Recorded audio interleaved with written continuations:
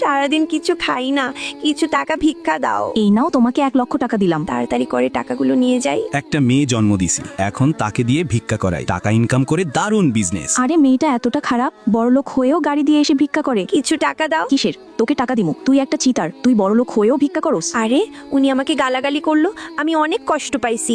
এই খানকির বাচ্চা, আজকে একটা টাকাও ইনকাম করতে পারিস নাই কেন বল? আরে বাচ্চাটার কোনো দোষ নেই, সব দোষ তার বাবার। আজকে বাচ্চাটার বাসায় গিয়ে দেখবো বাচ্চাটা কি করে। আর এই বাচ্চাটাকে দিয়ে রান্না করাচ্ছে, লোকটা তো অনেক খারাপ, তার মেয়েকে দিয়ে এত কাজ করাচ্ছে। এই লোকটাকে পুলিশে দিতে হবে। হ্যালো পুলিশ, তাড়াতাড়ি আসেন, এইখানে একটা খারাপ বাবা পাওয়া গেছে, তাকে ধরে নিয়ে যান।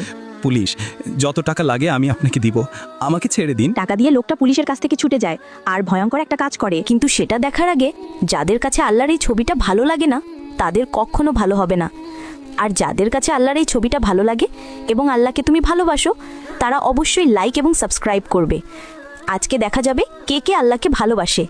তো আল্লাহকে ভালোবাসলে লাইক এবং সাবস্ক্রাইব করো।